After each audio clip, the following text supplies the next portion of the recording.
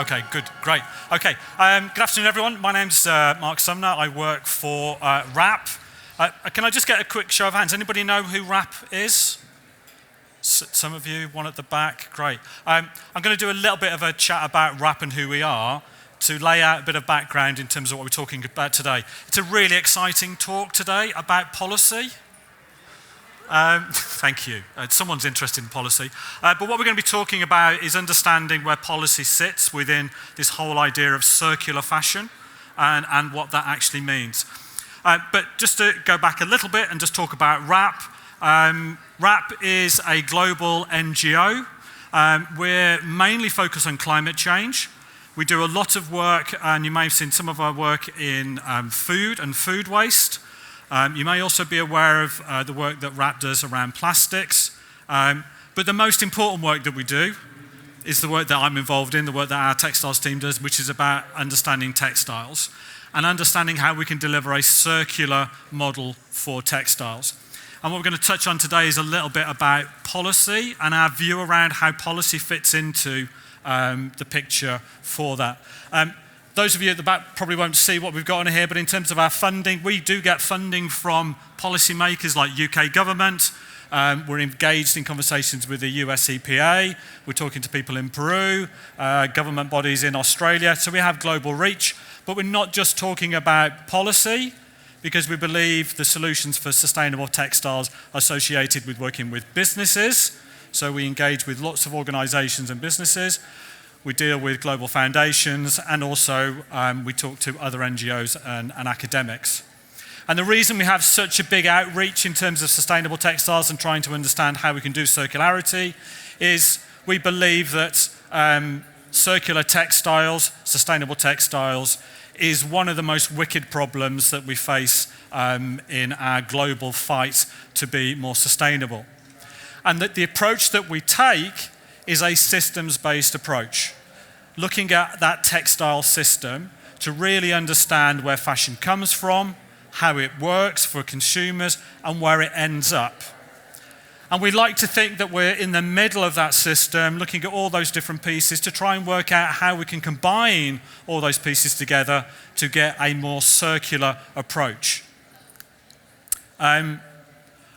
This is very complicated. I'm sure you can't see it at the back, but essentially this is an attempt at trying to map the textiles fashion system from cradle to grave.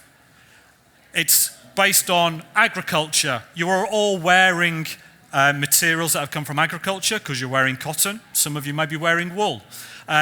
It's associated with chemicals. Many of you will be wearing oil in one form or another. It's associated with those processes needed to turn those raw materials into yarns, into fabric, coloring those fabrics using chemicals, to ultimately have a garment that sits in stores that then you sell and hope someone's going to buy. That person may wear it 4 or 5 times, or if they're like me, they'll be wearing their clothes until they go into holes.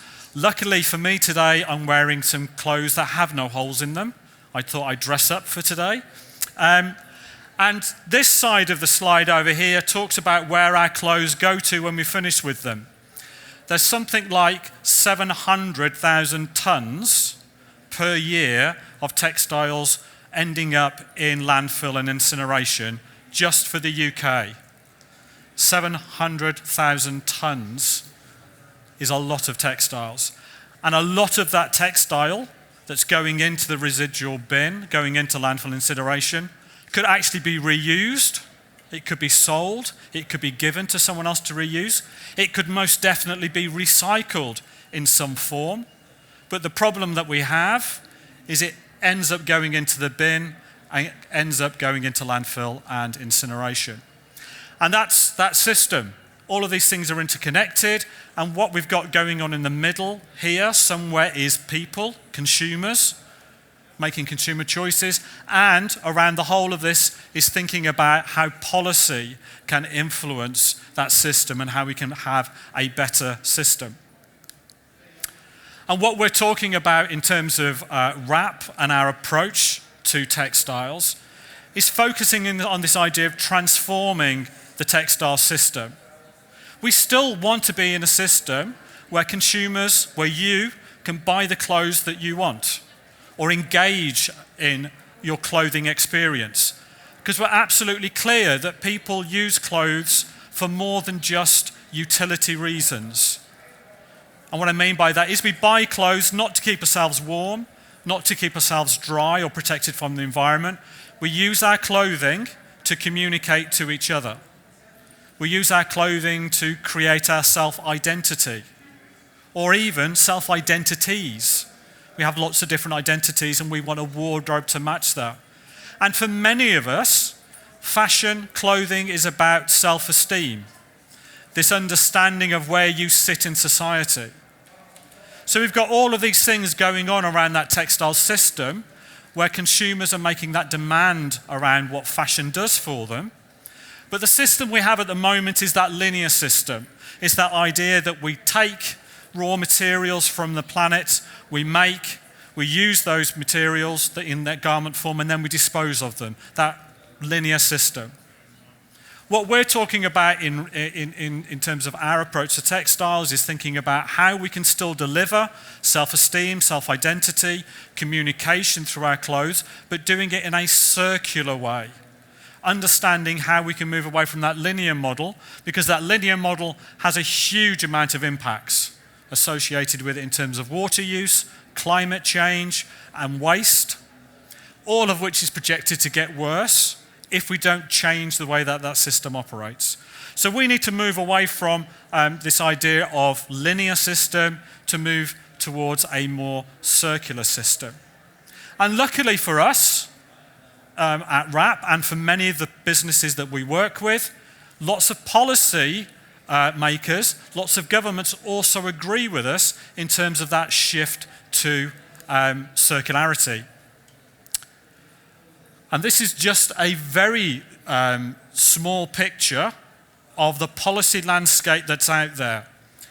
Anyone involved in sustainability for fashion will know that there are millions and millions of acronyms. And in terms of policy, there are loads of acronyms going around. We have CEAP, we have ESPR, we have EPR. We have all sorts of acronyms that are associated with policy that are going on at a European level. We also have in blue here talking about policies that have been driven by UK government. And what's really interesting about that systems map, that picture of textiles that I showed earlier, is the global reach of that systems map. Textiles, fashion, is a truly global commodity. We have been trading in textiles and fashion for thousands of years. It's truly global. So when we start talking about policy approaches to circularity, we need to be thinking about how these policies can apply across different countries and different regions. So we've got real challenges around the European Union policies around circularity and fashion. Do they align with some of the ideas that are going on in the UK? Do they align with what's going on in the US or in China or in India? So there's a real challenge around understanding where policies sit and how they can influence this global supply chain and avoiding unintended consequences through doing those different policies. What we talk about at WRAP is trying to understand how we can use policy amongst other levers that we want to pull on to drive that approach towards circularity, to move away from that linear model to a more circular model. And we talk about this Venn diagram, this idea that we need to think about policy, we need to be thinking about the key partners or stakeholders involved in the fashion industry, and we also need to be thinking about people. And in people, need to highlight here, we're not just talking about people as you all are people, in terms of consumers, but we also need to be thinking about people within business organizations. How do we help businesses and people within their business find a new way to be circular? But what we do in terms of thinking about policy as a particular aspect of that drive for circularity is helping policy understand the role and its accountability within this Venn diagram, within this systems approach. And what we're talking about there is understanding, helping policymakers understand the complexity of that fashion system, because most policymakers really don't understand the industry that you work in. So what we do at WRAP is we try and help those policymakers understand what the connections are across the industry so they can start to understand how they can employ policy. And to do that, we get involved in collaboration and what we call collective action. We're forming that bridge between industry and between policy. But underpinning all of that work that we try to do around that systems change is keep reminding ourselves about people. Creating policies around slow fashion, for example. And I'm sure many people may engage in slow fashion, this idea that we want to encourage people to buy less. That works for certain parts of society. But actually what we know is for a lot of people, slow fashion doesn't help with self-esteem, doesn't help with self-identity. And from a business perspective, selling less in terms of the impact that has on your profit and your margin is problematic. So what we do in terms of our theory of change is try to understand all of those components and help policymakers understand that complexity. In the UK, we focus on 4 key areas of doing that engagement with policy. We have Textiles 2030. Has anyone heard of Textiles 2030? No one? One, okay, a few people. Textiles 2030, we have 143 signatories, brands and retailers, recyclers, sorters, collectors of textile waste, all signed up to this government-funded and signatory-funded initiative. The Textiles 2030 initiative is for UK fashion. Our targets are to reduce our carbon footprint by 50%, and reduce our water footprint by 30% by the time we get to 2030. And that initiative is based on evidence. What we do for our signatories, and by the way, their signatories comprise or make up about 65% of the UK retail and brand fashion market. So we've got all the big players in there as well as some small ones. And what we do as Textiles 2030, we form that bridge between what UK government wants to do in terms of reducing waste, for example, and understanding how that policy can be implemented from a business perspective. And we're constantly in negotiation between those two parties to try and create the right policies. We also have a second part of our action is around the Textiles Action Network, which is essentially taking all the things that we've learned within Textiles 2030, and we have learned an awful lot over the past few years about textiles, and we apply it to our partners in different parts of the world through our Textile Action Network. And we have foundational projects that we focus on to make sure that we can deliver circularity and align with what our stakeholders are looking for, both policymakers and brands. We're very proud of the research that we're doing on durability. So we've been engaged in a 3-year project on durability. And what we've been looking at there is understanding what garment durability looks like. We need to have garments that last for longer, so people can wear them for longer, so we can displace new purchasing. But we also need garments to last for longer to fulfill circular business models. If we want to have a rental model or a reuse model, we need durable garments. Now, one of the really interesting outputs of that research and durability is the relationship between price and durability. Most people assume paying more for your clothing would mean you end up with a more durable garment. That's almost a myth now. The research that we've done in terms of that durability work has shown there is no correlation between the price that you pay and how durable that garment is. And just as an example to demonstrate that, We tested denim jeans. Our lowest price point was £13.50. Our second highest price point was £110. The £110 product performed to half of the performance of the £13.50 jeans. So to get the same durability, to get the same lifetime as the £13.50 jeans, you would have had to have spent £220 on 2 pairs of the high price point garment. No correlation between price and durability. Really important finding in terms of that project. The fourth thing that we're doing is we're looking at that end of life scenario and understanding why customers throw their things away, where they throw them to, and how we can work with consumers, work with brands, and work with policymakers to drive a more circular approach. Not only have we got 700,000 tons of textiles going into landfill, so we can't do anything with circularity on that, it just disappears into landfill. We also have in the UK something like £40 billion worth of product sitting in wardrobes across the UK. So if you think about your wardrobes at home, if you think about your drawers, if you think about that pile in the corner of your room, I've got a pile in the corner of my room of clothes. If we add all of that up, that's something like £40 billion worth of clothing just sitting there not doing anything. We want to make that pile of clothing more circular. So we need to be thinking about, and this is what the ACT project is about, is how we can encourage consumers to use their clothing for longer.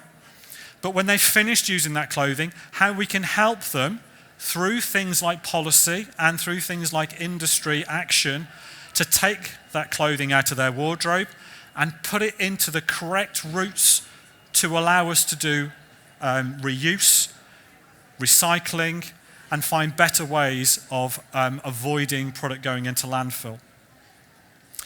And those 4 areas of work are based on our evidence, so we spend a lot of time doing research, we do a lot of time engaging with stakeholders, and underpinning that work is our approach to collaboration. So many of you may not know about WRAP because our focus has been very much in the UK up until fairly recently.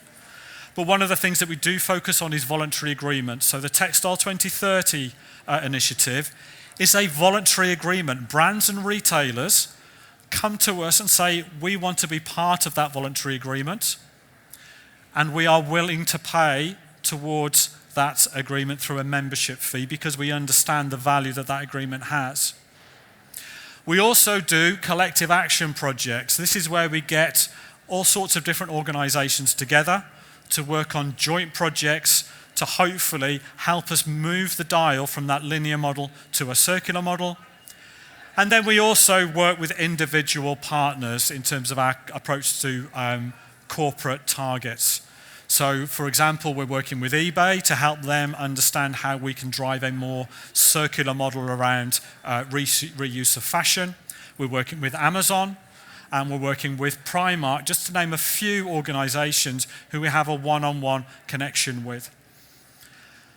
And what we do with all of this collaboration is we feed that into our system approach to then feed it back into governments and into policymakers. And ultimately what we want to drive is to drive this approach where policy understands that fashion industry, understands why the fashion industry is so important to businesses and to consumers, but we find a better way of doing it. We find a way of doing it in a more circular fashion. I'm going to stop there. I don't know whether we've got some time, maybe 5 minutes. I don't know whether anyone's got any questions or any comments that they want to throw out, and we can open a bit of a debate. I think we've got one just down at the front. I think was the first hand here. Thank you. And then we'll come to you, sir, next. Okay. Sorry, I wanted to ask about the jeans experiment, where you're showing no correlation between expense versus wearability. Were any other factors and reasons for that also included? did you just choose high price companies and low price companies, or did you look at what the jeans were made of and how they were made and the weight of the fabric? And there must have been correlations between that rather than just price and wearability. No? Yeah, it's a really good question. I don't know if everyone heard that at the back, but we're trying to understand what other factors that we looked at in terms of that durability work. What we did in terms of that work, we looked at, I think in our initial, so we're on phase 2 of this work. In our initial phase, we looked at 65 garments. And what we looked at is their performance in terms of abrasion, colour fastness, and particularly looking at washing. And we washed those garments 50 times, 50 washes, 50 dries, to see how they performed over time. We've got a bit of a debate, by the way, in our office. Is 50 washes a lot of washes in your world, or not very many? Would you aim for higher or lower? Not very many? No, okay. What's interesting about that, by the way, European policy is suggesting that maybe 15 washes, 15, 1-5, is what the target should be. And we're challenging them on that. Sorry, I digressed. So we looked at a whole range of products, and we tested them across a whole range of different aspects of performance, including seam strength as well as abrasion, etc. We looked at a full price range, £13.50, all the way through to £190. And what we try to understand is what the impact, how do we, was there any correlation in terms of how the garments were made? What was really interesting, I've been working in textiles. You're not going to believe this, because I know I don't look like I'm 50 plus, but I've been working in textiles for 30 odd years.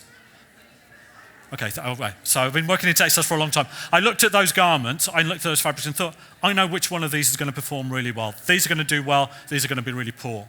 And unfortunately, I was completely wrong. I could not work out from looking at those garments which ones I thought were going to perform best. It was really difficult to do. And what we also found in this experiment is that you can have something that's got the same composition. So most jeans now are sort of a 95% cotton, 5% elastane. A lot of them are like that. Similar weight. Again, no correlation between the compositions. What we found, what I think is going on there is, any buyers in the room? Right, I'm going to be rude to buyers. I think what's going on with buyers is they don't understand textiles, don't understand fibre performance, yarn performance, fabric performance, and dyeing and finishing. And that's why, when you look at those garments, they look the same, they feel the same, but some garments are just better than others because the buyers are better at what they're doing. And they have a better focus on durability. So sorry if that answers the question, but yeah, great. Okay. Hi, Mark. Very interesting. I would like to ask you, there is any kind of focus group where we can participate in these policies that you are talking about? Any place where maybe we can find out and maybe to support something? Absolutely. Where are you from? Colombia. Colombia, okay. So we haven't got presence in Colombia at the moment, but let's catch up afterwards and we can chat about how we can engage in these things. But one of the things that we really want to do is talk to as many stakeholders as possible, because that fashion system, hugely complex, hugely global, and we can't fix it by just one organisation. And that's what most of our signatories are really clear on. They started off on this journey years ago thinking we can solve all of the problems, and then they realised actually collective action, working together in a pre-competitive space is the only way that they can drive forward. And it's, by the way, it's the only way that they can get engagement with policymakers as well to try and change the way that government are driving policy.